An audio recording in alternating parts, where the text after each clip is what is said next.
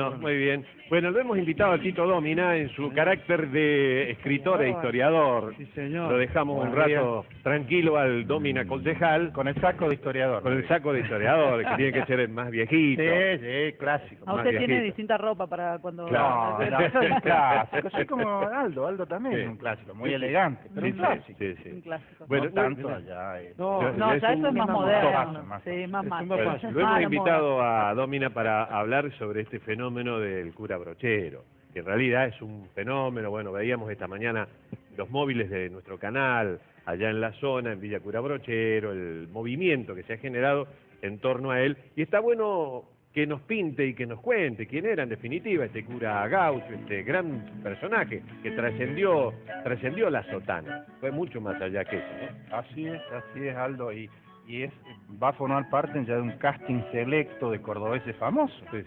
porque lo fue por mérito propio, pero esto le está dando un impulso fenomenal, más allá de la Grey Católica, ¿no?, que recibe esto como una noticia extraordinaria, como que lo es para los creyentes, pero le vamos a hablar a todo el mundo, ¿no es cierto, Sí, Aldo? seguro. Inclusive aquellos que no creen, hasta ni siquiera creen en los milagros, porque se llama lo del milagro, porque en realidad Brochero, aún sin el milagro, dejando de lado el asunto del trámite canónico, de la beatificación, tiene una cantidad enorme de méritos para estar en la historia como lo que fue, un sujeto histórico. Era un hombre ejemplar. Un hombre ejemplar, vivió Un hacedor. 74 años, ¿no es cierto?, entre 1840 y 1914. Y salta a la fama, por decirlo de alguna manera, por su gestión en aquellos pagos de Tras la Sierra, Sí. donde estuvo 4 décadas ejerciendo su ministerio. Si querés, hacemos una breve reseña de su vida rápidamente para que vayamos descubriendo al hombre detrás de esa sotana. Indudablemente alguien que la vocación sacerdotal se despertó muy temprano. Él nació no en aquellos pagos, él nació en el departamento Río Primero, en la Villa Santa Rosa, como un niño más de allí, pero rápidamente su vocación lo lleva a ingresar al seminario Nuestra Señora de Loreto. Estaba el edificio detrás, a espaldas de la Catedral de Córdoba.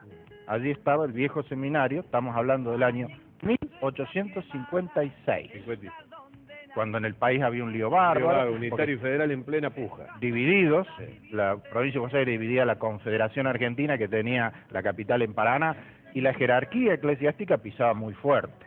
Y en Córdoba había una ortodoxia pesada. El referente de la Iglesia Católica era Jerónimo Clara, un obispo que quedó en los anales por muy confrontado con el espíritu liberal que ya empezaba. Digo esto porque después lo vamos a retomar, nos va a servir para ubicarlo a Brochero. Sigo.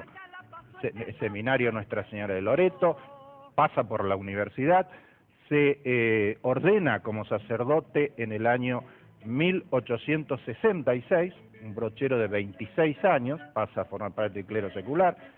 Allí se desempeña en la catedral y tiene su bautismo de fuego con la gente, con la gran epidemia de cólera, que se llevó puesto un montón de gente. Se habla de 5.000 muertos en la ciudad de Córdoba, porque no había condiciones sanitarias. En ese momento el cólera estaba de moda, y bueno, él allí se destaca por su disposición, su vocación, su entrega, la gastó, como quien dice. Entonces, en función de eso, la jerarquía eclesiástica lo designa al frente del curato de San Alberto, y allá lo despachan a este brochero de 29 años, año 1869. Imagínatelo, Iván, a lomo de mula, no había camino de altas cumbres, había que buscar los senderos, guiado por un vaquiano, porque si le errabas no sabías más, no había GPS.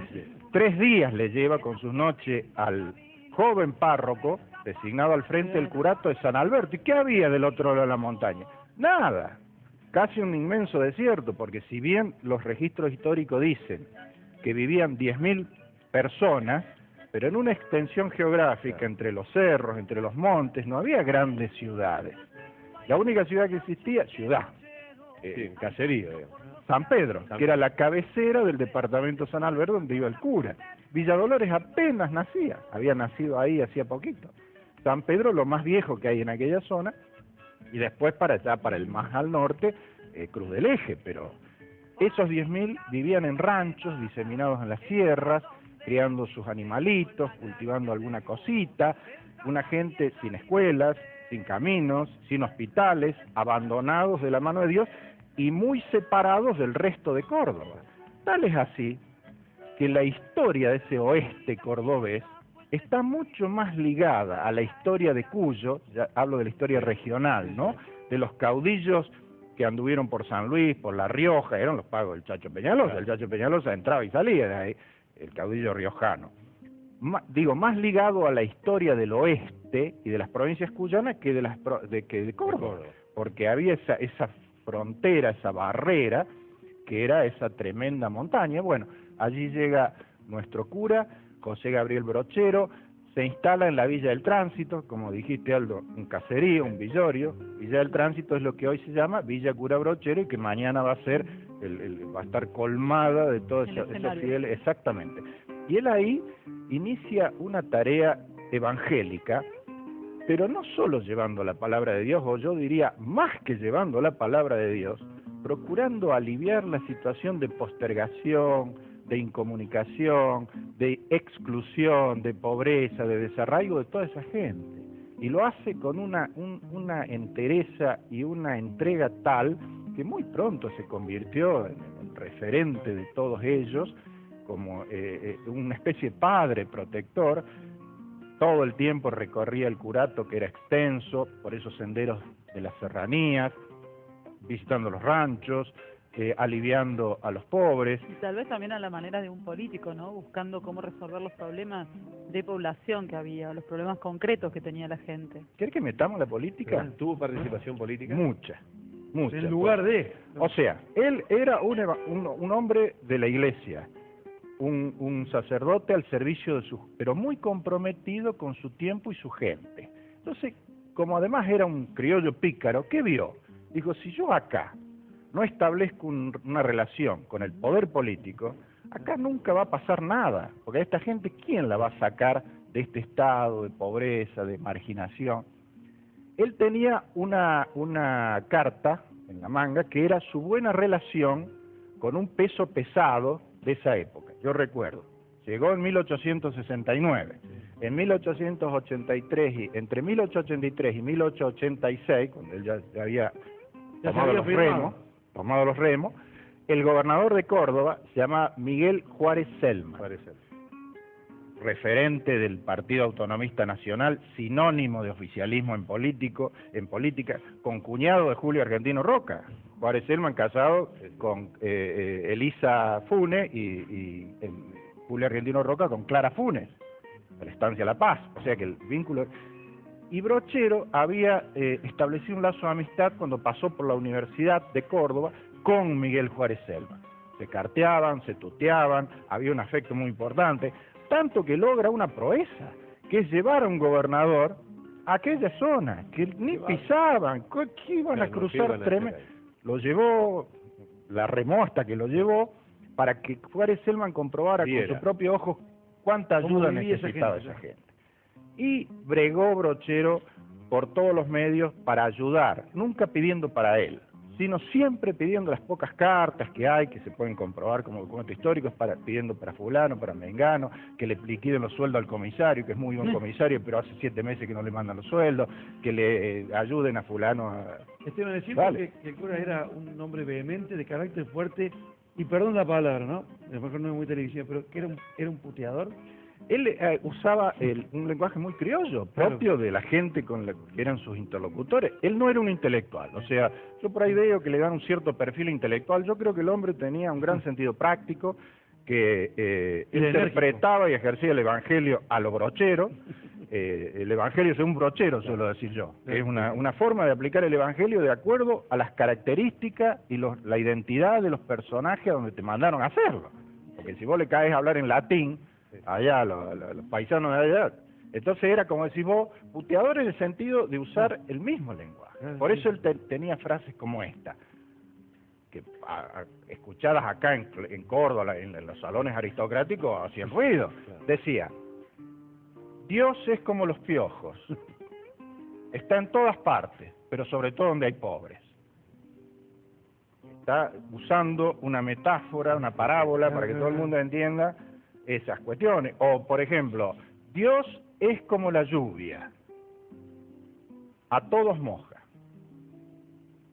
Entonces este tipo de lenguaje llano, chabacano, yo creo que era para acercarse a su gente. Él mismo decía, no dejó escritos, no hay memorias, hay algunas cartas que circulan, que se tienen como documentación histórica, y mucha tradición oral. Por eso ahí tenés que separar la paja del trigo, porque con el paso del tiempo se le van achacando a Brochero frases que vaya a saber si dijo. Esta que yo me animo a repetir, están comprobadas, están escritas por allí. Claro. Domina, ¿y Sí. cómo fueron los últimos días de Brochero? Por en algún lugar leí que él murió como vivió y donde vivió, pero no me queda muy claro cómo fueron esos últimos días, cuáles fueron sus últimas manifestaciones antes de morir. Dale. Me dejás que termine y redondee lo de la política, porque me parece muy importante. Él, y después hablamos de eso, la causa fundamental a la que se consagró para romper el aislamiento fue a que llegara el ferrocarril.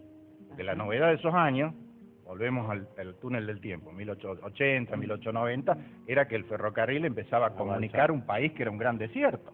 El ferrocarril llegaba primero a Cruz del Eje y después un ramal a Soto, a Villa de Soto, que ahí se terminaba el mundo.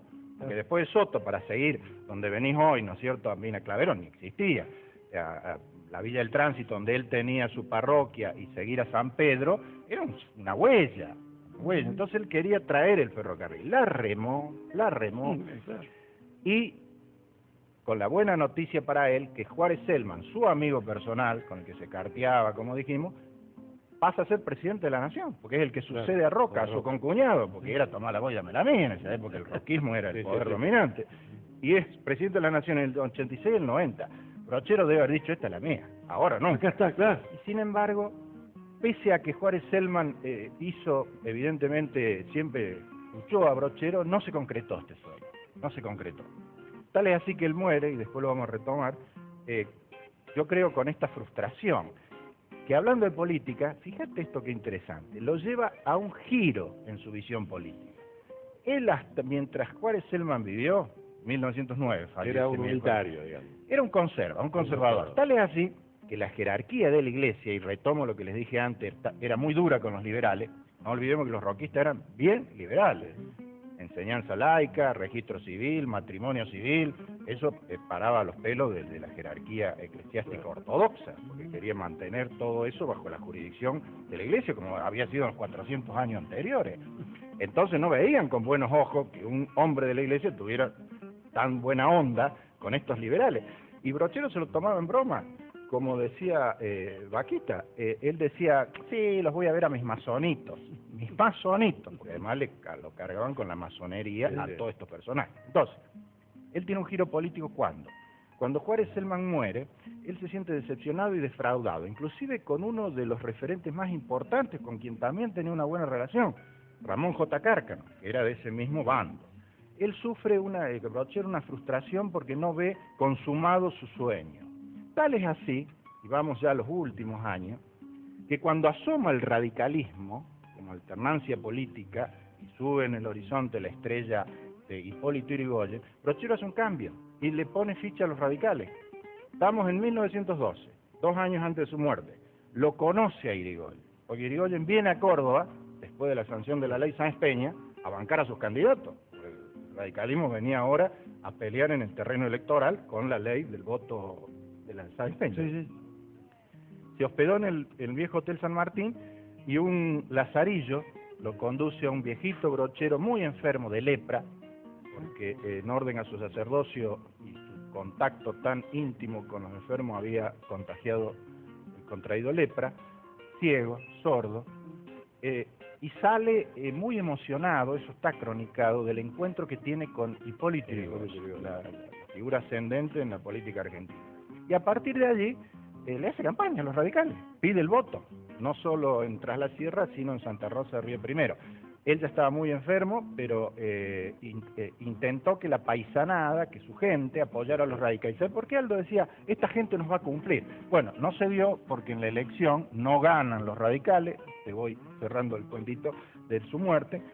En la elección de 1913 gana Ramón J. Cárcano, que también era amigo de Brochero. pero los radicales pierden por unos pocos votos en esa primera elección donde debuta la Unión Cívica Radical. Brochero ya está muy enfermo, ha vuelto a recluirse en Villa del Tránsito, en la Casa de Ejercicios Espirituales. Allí es asistido por las mismas hermanas religiosas que lo acompañaron en sus últimos días. Todas las crónicas indican una muerte muy complicada, muy dolorosa, porque sobre el final sufrió, no voy a decir porque está escrito y publicado, una mosca le desova en su nariz porque le había perdido la movilidad de la cara, entonces le desova y le genera una infección y una situación muy traumática. En medio de esas circunstancias fallece en 1914, a los 73 años. Fue sepultado allí sigue, ahí se levantó el Museo Brocheriano, que vos conoces bien, y a los 2 años de la muerte de Brochero en el 16, Ramón J. Cárcano le cambia el nombre a Villa del Tránsito y pasa a llamarse, en homenaje al cura gaucho, Villa Cura Brochero. Y un par de años más, lástima que no vivió para verlo, se inaugura el primer camino de las altas cumbres, el viejo trazado, el ferrocarril nunca llegó. Y uno de los testimonios, los primeros testimonios de esta vida apasionante, fue una película, Aldo, a vos que te gusta el cine y el cine argentino, una vieja película del año 1941, de un director muy importante en esa época, Lucas de Mare, de las películas en blanco y negro, se llama El Cura Gaucho, y el protagonista es también un ícono del cine argentino, Enrique Muiglia. Gracias, Tito. Y abrió caminos también, Brochero, ¿no? Sí. Porque abrió los caminos de las altas cumbres. Capilla, era un albañil más, un peón más, rancho, todo lo que se hizo en esa época pasó de alguna manera por Brochero. Muchas gracias, Tito, muy amable. Una pintura, bueno, porque en realidad mañana nos vamos a sorprender todos cuando veamos en las cámaras y en la televisión de todo el país lo que está pasando acá, muy pocos kilómetros del otro lado de la montaña, con este personaje que es el cura Brochero.